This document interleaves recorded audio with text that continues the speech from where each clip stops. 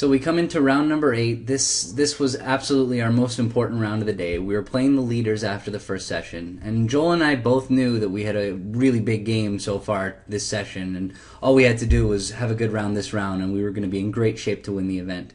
And before we sat down to play, we had a couple minute break, and I said to Joel, please let us hold the cards this round, because really at match points, whoever has the cards, especially when a good pair is playing against a good pair, whichever side has stuff to do, if they do it right, they're going to get good boards. So all I didn't want to see happen was our opponents getting 2 opportunities to do good things against us and having us have 2 very bad boards. So the first board, I picked up this 14 count after pass a heart. And it seems like a recurring theme for the day that I keep having these 4-3, 4-2 takeout doubles, or options to take out double. And I really, really think it's imperative that I make a takeout double in this spot. My shape is not appropriate for a takeout double, but I have enough strength on my hand that I really am going to want to enter the auction at some point, and it's safest for me to do so now. No matter what the opponents do, I'm going to want to express my opening bid and 4 spades, so this is my spot I choose to do it. So I doubled and it went 2 hearts, and Joel made a responsive double and it went past. And again, this came up earlier in the day. This responsive double, since I've made a takeout double, which implies 4 spades, whenever Joel has 4 spades and enough points to bid, he's going to bid spades himself. So this responsive double specifically says I have enough points to enter the auction, but I don't have 4 spades. So now it's up to me to place the contract, and Joel's not going to take me for more than 4 spades. And with my hand, it still looks appropriate to play the 4-3 spade fit. It seems like Joel's got a doubleton heart, so the 3rd heart's going to get roughed in his hand, and spades just pays more. So I chose to bid 2 spades. And now my opponent's competed to 3 hearts, and it came pass back to me. Now, Joel's responsive double expressed one very important point to me, is that he's got enough points to enter the auction. Now, in this particular situation, he's showing probably 8 to 11 points, a maximum passed hand. And if you combine his 8 to 11 with my 14, we have a good chunk of the points, well more than half of the deck. So I know that if I just lead trumps, there's a very good chance that we're going to beat 3 hearts. And so I'm gonna up the ante here and double them before I lead trumps.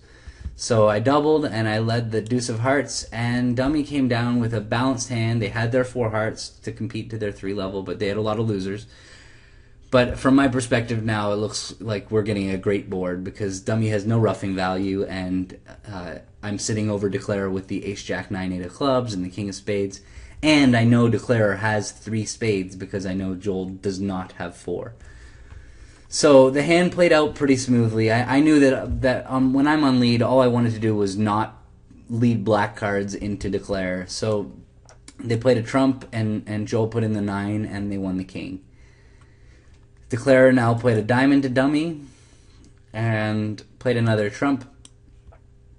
And I saw that Joel actually had 2 trumps. So I knew that there was no chance that they're going to make the contract now because they only had an 8-card heart fit.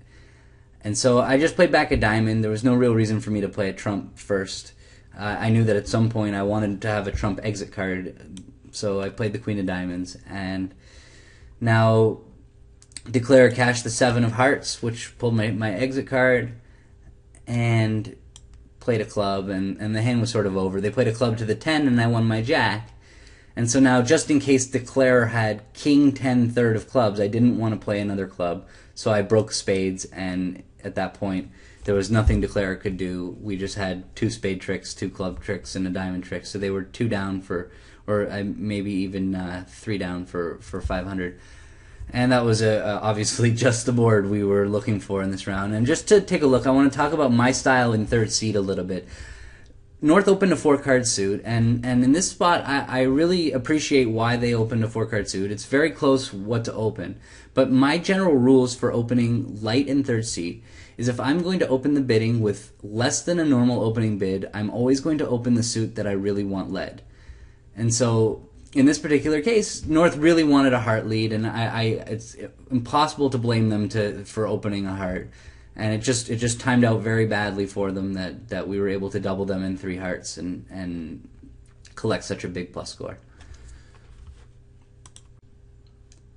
So the second board of the round, I had this normal 1 heart opener in 3rd chair, and my opponent overcalled 1 no trump, and partner raised to 2 hearts. And I felt like I had a pretty strong hand. Partner's not going to raise to 2 hearts on just about anything in this spot. He knows that I'm going to bid, I'm going to have a weaker hand because I'm in 3rd seat, though we are vulnerable, and I had told him that I'm not going to be very active in 3rd chair when I'm vulnerable. And so he raised to 2 hearts, and I thought about it for a little bit about whether I should bid again, because I don't need all that much to make game. If he's got some hand with Jack 10 fourth of hearts and Ace double 10 of diamonds and King of spades, that's 8 points, and we're in great shape.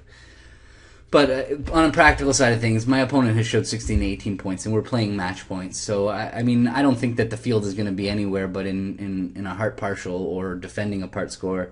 So I didn't see any reason to push for a game bonus. So I passed it out, and the opponents led the 2 of spades.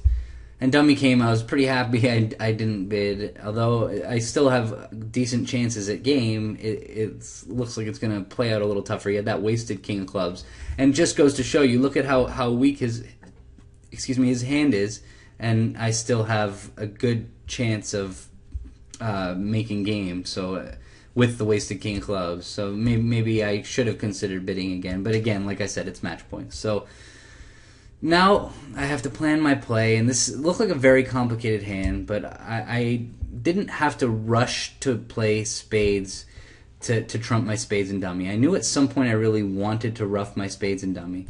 But I have 13 opposite 8, so we have 21 points, and my opponent's overcalled a vulnerable 1 no trump, so I'm expecting 16 to 18. So I know that North has maybe 3 to 5 points. And on the deuce of spades lead, South wouldn't have led the 2 from Queen Jack, so I can already place 1 spade honor with North. And so North is really only going to have maybe 1 other card. I decided that I would start by trying to set up my diamonds, and that way, if when it comes time to roughing my spade, I didn't want anybody to discard a diamond or on the last round of spades. Whenever you have a 4-2 fit where you need to rough a couple cards, and like here I'm going to have to rough 2 spades, I know that somebody's going to be out of spades the last time I play spades, and it's going to give them a chance to discard. So I'm going to have to keep that in mind the whole time I'm playing the hand. And so I fly king of spades, and I know the ace of clubs is with South. Since I've already put North on a spade honor, it seems, and South didn't lead the queen of clubs, I know South has the ace of clubs. So I'm in no hurry to play trumps. I'm always going to be able to play trumps at some point in this hand. There's no rush at all. So my first play was to play a diamond, and it went 9 king ace. And I found the 9 to be a very interesting card. The opponents play upside down count and attitude, and this was a very, very difficult time for North to give false count in diamonds. They know that their partner is going to have to decide whether to win the trick in diamonds, and they know it's just almost an impossible time for them to lie. So the 9 of diamonds playing upside down shows an odd number if it's high, or an even number if it's low. So there's only 2 holdings that North could really have. They owe 3 holdings. They could have 9 third, in which case when I play diamonds back up towards the dummy, I'm going to see the jack. They could have jack 9 third, or they could have jack 9 doubleton. So their range of diamonds, there's never going to be a time where I'm really going to need to take a diamond finesse. And so now South, not knowing I had a club void, played the ace of clubs, and it went low 10, and I trumped it. So now I felt like I was in really great shape, and I just had to time my play out. I really wanted to know now if the jack of diamonds was falling or not, and otherwise I just wanted to sort of cross rough the hand. So my play was to play a diamond, and I played the queen, and it went low. So now it looks like North has jack 9 third of diamonds, and so the rest of this hand was just sort of a cross rough. Now, remember what I said earlier about when I rough my last spade, somebody's going to get to discard. So my plan now was to play the king of clubs, and I was going to throw away a diamond and trump a club, and play ace of spades and trump a spade. And now, you see, I get to ruff my club, and nobody had a chance to discard any with my 9 of hearts.